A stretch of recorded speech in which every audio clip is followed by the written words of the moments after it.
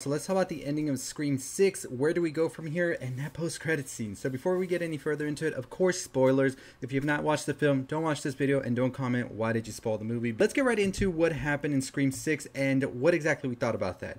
So in the beginning, in the opening sequences, we've already talked about it. We knew it was going to be Laura. It was just the way it was set up, which of course, it just looked like a first kill. So we see Laura being hunted down, but eventually we find out that it is Jason, of course, who is hunting her down. And this is because they want to sort of continue the legacy that Richie had left behind. So this is where we see this first kill happen. And we're already like, wait, did the movie just tell us who the first Ghostface is already? Never been done like that, right? So apparently Jason and Greg, who is his roommate, were trying to sort of recreate and continue the legacy of Richie from Scream 5. Now what happens next is then they get hunted by another Ghostface, and we find out that Greg has already been killed, stuffed in the refrigerator, and left there. Now Jason gets killed by another Ghostface, and let's start off with the festivities that is Scream 6. So we see now that, of course, Jason and Greg and Laura are the first three killed already. Right off the bat, Scream 6 just starts off strong. We now see the group that we already knew from Scream 5. We see Mindy with her new partner, who is Anika. We also see Chad, Tara, and newcomer Ethan introduced. And we know that Sam is going to therapy for everything that happened now.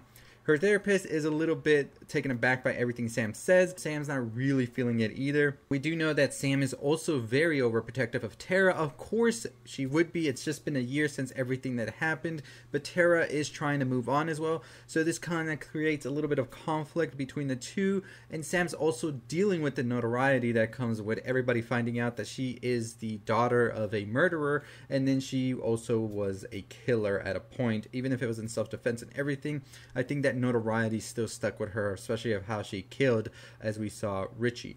So what is going on as well here in their lives? We know that Tara and Chad are actually having a little bit of a romance as well here. And now we know that Ghostface is full on out in New York City, as they see in the news being reported that the Ghostface killings have started. A newcomer to the movie also is Quinn, who is their roommate, who has a dad that's actually a detective who she calls up. And then we see the bodega scene as well here that has been so infamous, showing Ghostface with a shotgun, which I think this movie really breaks a lot of rules that we've seen before with Ghostface in horror movies, and I really did enjoy it for that. And we'll talk about that in another video. This is just spoilerific video right here. This is when we actually see that Sam and Tara go to the station and everything, and then we see that Ghostface masks from the past have been left behind at the crime scene. Now this is when we get our first introduction to Kirby, who is actually an FBI agent now. So all of you saying that she was an agent and all of that, y'all got it. We do know that now Sam and Kirby actually went to high school together when Sam was a freshman and Kirby was actually a senior. We actually then get our introduction to Gail here, who is trying to get a quote from Sam and Tara, and they're not having it because Gail actually wrote a book about the events that happened in Scream 5, which was kind of poor taste to them, and so they're not having this, and we see her get it from Tara as well because of this. We actually learn now that Sydney is not in the movie here. In the story, she has actually gone somewhere safe with her husband and children. We do know that that's not exactly what happened in real life with this whole situation with the actress, but that's not the video we're going to talk about here today. We'll talk about that in our Scream 7. So then what we see is that Ghostface, whoever it may be, kills Dr. Stone and takes the files of Sam, and we now know that this Ghostface is really trying to target Sam now as well. Now we do see that Danny, who is having a little relationship with Sam, actually sees from his window, since he lives across from them, that there is a Ghostface in Quinn's room. And at first everybody thought that she was just there with her boyfriend, but no, it turns out that there is actually a Ghostface in there, and we see that the Ghostface actually kills Quinn here and has killed her boyfriend as well. Now Mindy and Anika are trying to escape. They do get attacked, and ultimately we see Anika actually get killed by Ghostface as well. That Gail does uncover the shrine that we do see in the trailers, and this shrine is found out to be owned by Jason and Greg, who had an infatuation with Ghostface in the killings. And Kirby's like, hey, let's do it here. Let's kill Ghostface here. Let's figure it out here. We'll use Sam and Tara as bait. But then they find out that Gail is being targeted by Ghostface, and she is attacked very, very brutally, but in fact survives this attack also. They then say that they are going to trap Ghostface here, and they all travel to the shrine, where then when they're in the subway is the scene we have already seen from the teasers and the trailers, where Mindy does get attacked by Ghostface, but she survives. So a lot of many missed moments here where we think it's over for somebody and then they're like, no, we're good. Classic Scream everything, right? Like, it gets you, because then we have Chad being attacked as well when they are at the shrine. This is when we get our big reveal that the killers are in fact Detective Bailey, Ethan, and Quinn. Quinn is not dead. Quinn has actually survived. They actually did a whole thing where they switch bodies and all of these things, and it is very elaborate, but it really does get you like, damn, I did not see that coming. So what they reveal is that Quinn, Ethan, and Detective Bailey are actually all related. Quinn and Ethan are his children, and we find out that they are actually siblings to Richie. So Richie is his son as well, and they are in fact trying to get revenge on Tara and Sam for what happened to Richie and continue his legacy of what he was trying to achieve. It is also revealed that the shrine is their shrine. They just made it seem like it was Jason and Greg in order to throw them off, and Detective Bailey had also called Sam prior, telling her, hey, Kirby's not actually in the FBI. It's been like months since she's been there, to sort of sow some doubt into Sam and maybe have her kill Kirby. We then see Sam kill Quinn when she takes a gun and kills her, and then we see Tara kill Ethan by stabbing him in the mouth.